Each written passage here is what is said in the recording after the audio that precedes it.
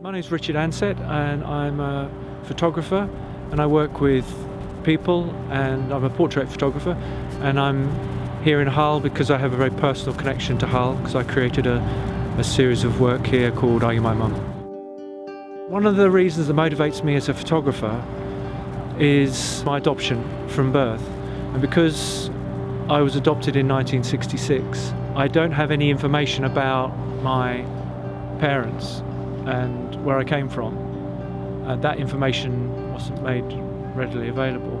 So my early life and in my interest in photography started as a way of me trying to connect to other people's lives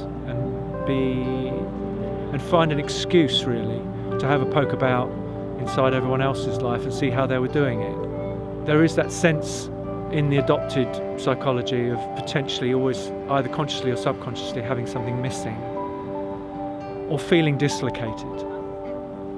And I think my early relationship to photography was in a way of exploring what ordinariness was, what a normal life might be, that I was somehow extricated from and then placed into another life, which is parallel, a good life actually, a very good life, but a parallel life to the life I could have been on. And you're sort of wrenched away from that in a pre-memory as a baby and then placed into another life, but you know that that's happened.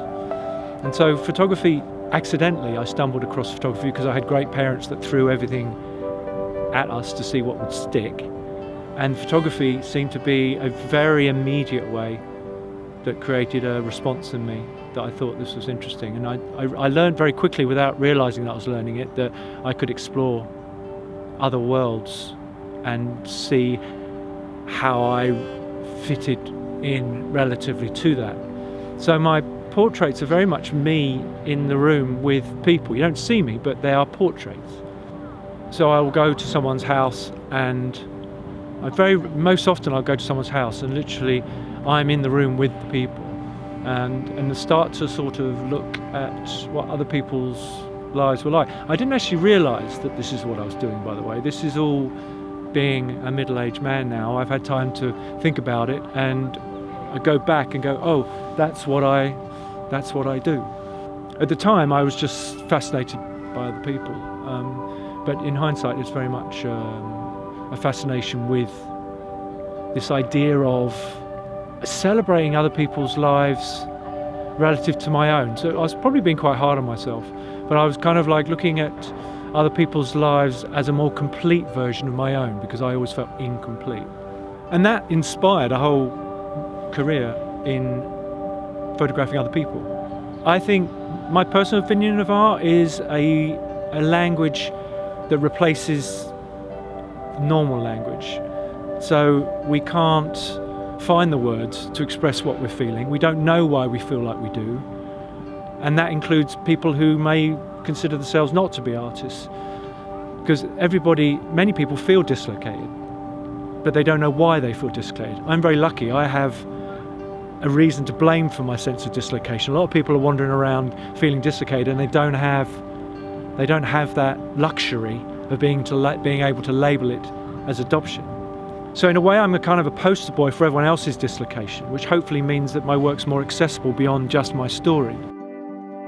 I can't talk for other artists, but I think art is a way of expressing ourselves in a way that we can't find a way to express in another way. So I think painting or photography or anything is a way of trying to find a voice where you couldn't find the language to communicate your feelings. And I think particularly, again, going back to the adoption experience, you don't realise the impact of being separated from your birth mother at an early age until you investigate how traumatic that is subconsciously. So you don't know that it's causing you issues. So if you're dislocated for another reason and you don't know why, there's so many other reasons where you may feel that you don't belong and you want to find that voice, and maybe you don't have the education for it, maybe you haven't got the vocabulary to communicate, but you may want to, I don't know, find a way to communicate your feelings by spraying something on a wall or any other form of art. And it's when you find that artistic medium that's screams out to you and says, yes, that's me, that's my voice, you continue to do it, and it's pathological. You keep returning to it. And actually, the frustrating thing is that other people don't hear that voice initially. They don't understand that's you screaming. They just see your work. And actually, but over a long period of time, you kind of combine the two of learning to communicate what you're doing. I've worked very hard on myself to find out why and who I am, and the complexity behind my story that's led me to do this work. And it hasn't changed my work. It doesn't feel like it's changed my work. I think potentially it has, but I'm still doing the same dislocated work, the same responses there, even though I know so much more about myself. But I think introducing, like my parents did, to throw everything at you, to see what happens, to give people an opportunity to find their voice with a medium that suits them. It has enormous therapeutic value because it gives you an opportunity to express yourself instead of having this bottled up pressure rising in you and not knowing where it's going that can limit you in your idea of what being a successful person could be. And I think it can really give you an opportunity, at the very least, just to depressurize from that feeling of not belonging. Of course, there's lots of movements like punk and stuff which goes out of its way to be sort of anti-establishment and nihilist, but that's a form of expression too. But I think we've moved on from that now, where people are now looking into mental health is now a more talked about sort of area, and we can now sort of be more specific about why we feel nihilistic rather than just be nihilistic or be anti-society. You know, politically you might say, oh, you know, art's not important right now, we've got other important things to be focusing on, whereas actually there's a huge importance for people to be able to feel like they can express themselves, especially recently. I don't know if we could mention something like the need to express one's feelings in lockdown, when potentially you're trapped in a space with people that you may not feel that you can communicate your feelings to. You may be able to go into a room and do some very aggressive line drawing, or, you know, it is hugely valuable. There's two things that are valuable in my mind that art does, and in photography does specifically as an art form. One, it's the use to the artists themselves, and the other thing is the use to the subject. If you're photographing a subject, you're shining a light on somebody. You're literally saying, I see you, and you're saying, I hear you. Like you're saying, you're cared for, you're important. That's really important to do that. And some people don't want that. Some people really don't want that, but some people really do want that. And actually there's a reason why someone may not be ready for that either. But part of my practice now, having evolved through a more of a selfish practice of just me wanting to find out who I was through exploring other people, now I have made some progress with that myself. I see now the photography is more useful as a way of saying, I care about you, I'm interested in you. Are You My Mum is the ultimate project, whereas before I wasn't focusing in so much on myself. I was kind of, whilst my portraits are sort of about me in the sense of I'm in the room, they are always been about other people. My artistic practice was always about me exploring myself through the lives of other people. Are You My Mum was shining that spotlight on me and saying I'm valuable too, waking up to that realization that I had value and self-esteem and start to work on that. But also this, I've never been worried about or thought about my biological parents my entire life, up to a point in my mid-30s, and I started to think about my biological mother for the first time very late. Not that I wanted to meet her, but I thought that the only way that she could contact me or know me was if I opened the door. And I had chosen up to that point not to open the door.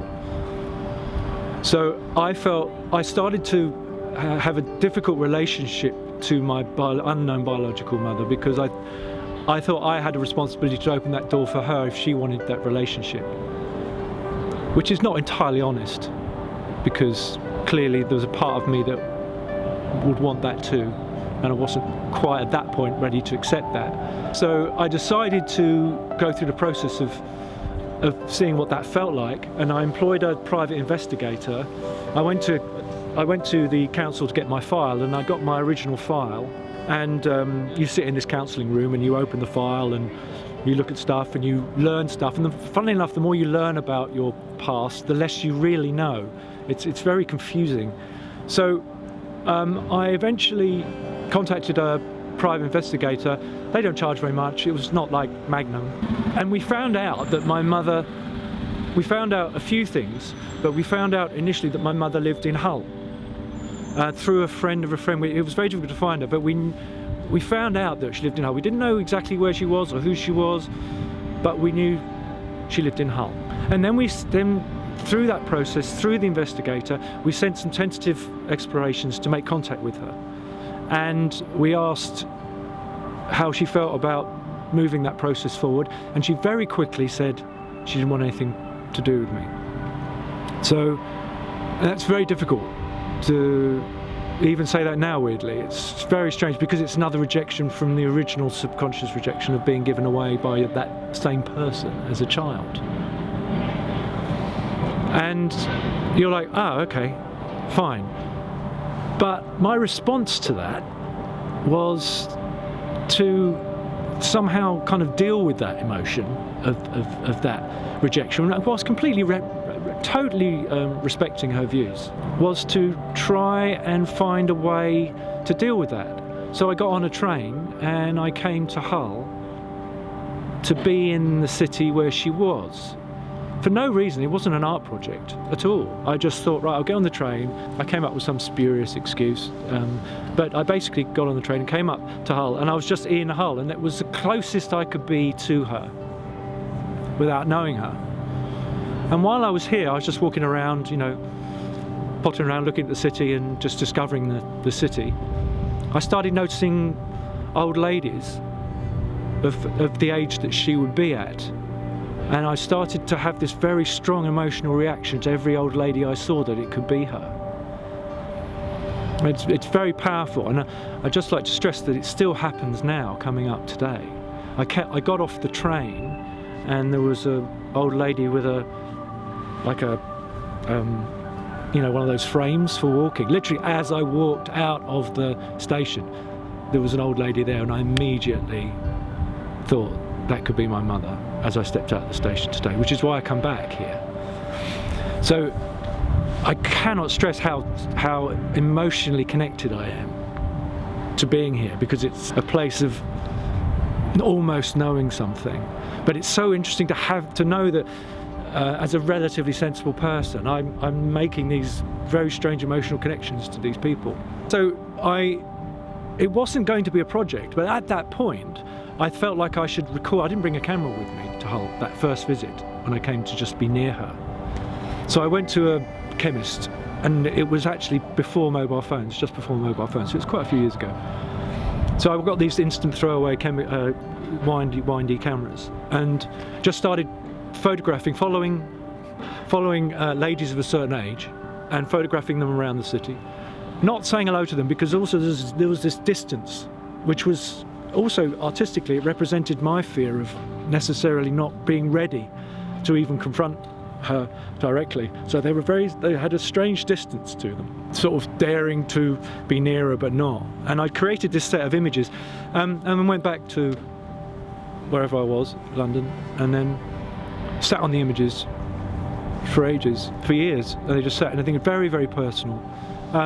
I just wanted them recorded. I think in terms of photography as an art form, it's such a difficult art form to do something emotionally with, because it's a solid object, it's a metal and glass, and how do you communicate emotions through that? That's very difficult. And so I thought, when I was walking around looking at the old ladies, I was thinking, this would be probably a good photo project. I'll go back to London, come back and do it again. But there's something about acting in the moment, while you're still feeling those things, will change everything you do. It changes every response you have if you're feeling it in that moment, the angle you choose, everything, in the same way as it does a paintbrush on a canvas. So I got the cameras and I did it whilst I was feeling so emotional and raw about it, and created that series of pictures. And then years later, and I never did anything with it, and then years later, Whole City of Culture came round. I thought, well, this is the time to do something with it. So at that point, I formed it into this like a series of like lost cat posters that you'd put up if you'd lost your cat. I just created these A4 posters, and I just, for this Whole City of Culture, I just, with no contact information on there at all. It just had all the pictures in these sleeves, and I just covered the city, a couple of hundred posters all over the city with "Are You My Mum?" with all these pictures of these old ladies all over the city for Whole City of Culture. And it wasn't about trying to find my mother still, because I had to respect her views. But it goes back to this idea of dislocation. It goes back to this idea that not knowing is okay. Because sometimes you just don't know stuff. And there's no point just going crazy about that. Not knowing can be part of your life. And the project was really about that, about it being okay not to know something.